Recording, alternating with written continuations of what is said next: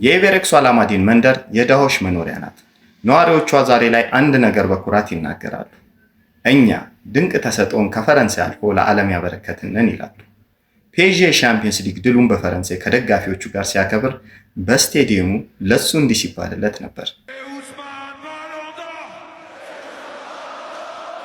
ሬንስ ዋናው ቡድን ገና በመጀመሪያ ዓመቱ ባሳየው አስገራሚ እንቅስቃሴ የሊጉ ምርጥ ወጣት ተጫዋች ሽልማትን ወስዶ የብዙ ታላላቅ ክለቦችን ትኩረት ስቧል።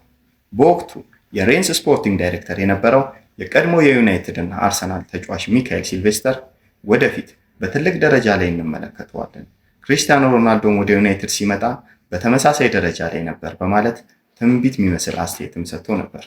ወደ ቦሩሺያ ዶርትመንድ ሄዶ በሲግናል ኢዱና ፓርክ ይበልጥ የፈካው ተጫዋች ገና በመጀመሪያ ዓመቱ ነበር። ባርሴሎናዎች ከፍተኛ ፍላጎት በማሳየታቸው በክለቡ ታሪክ እጅግ ውድ በሆነ የዝውውር ገንዘብ ብሉግራናዎቹን የተቀላቀለው።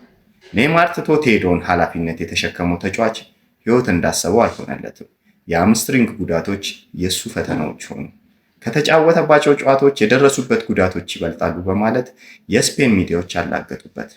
አምና የፒኤስጂን ወንበር የተረከቡት ሉዊስ ኤንሪኬ እሱን ወደ ፓርክ ዴ ፕሬንስ እንዲያመጡላቸው ነበር ክለባቸውን የጠየቁት። በእሳቸው ፍላጎት ፓሪስ በ50 ሚሊዮን ዩሮ የደረሰው ተጫዋች ራሱን እንደ ንስር አድሶ በድጋሚ ማበብ ጀመረ። አቅሙን የተረዳው ኤንሪኬ ይበልጥ እሱን አስፈሪ ያደረገው። አንዳንድ ጊዜ ያለህን አቅም ለማጎልበት ትክክለኛ አካባቢና አሰልጣኝ ማግኘት ያስፈልጋል። ፍጥነቱ ብቻ ሳይሆን ምቶቹና ድሪብሎቹ ለተጋጣሚዎች ይበልጥ ፈተና ሆኑ። በባርሴሎና ቤት በ6 ዓመት ያስቆጠረውን ግብ በፒኤስጂ ባነሱ ጨዋታዎች ላይ ማስመዝገብ ቻለ። አምና ዶሜስቲክ ትሬብል፣ ዘንድሮ ደግሞ ኮንቲኔንታል ትሬብል ፒኤስጂ እንዲያስመዘግብ ትልቁም አስተዋጽኦ የሱ ነበር።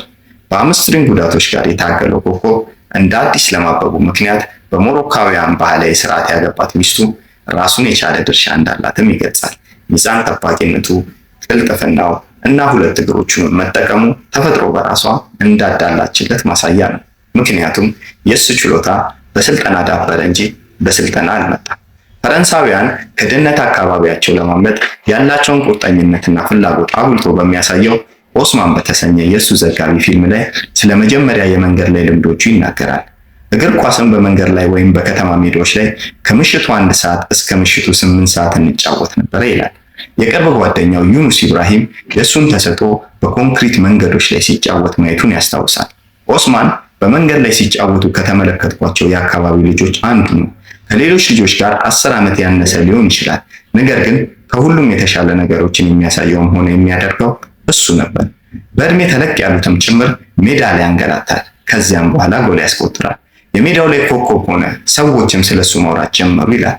አሁን ብዙዎች ስለ ብቃቱ በደንብ ተስማምተው አዲሱ የባሎን ዶር አሸናፊ እሱ ይሆናል ብለው እየጠበቁ ነው።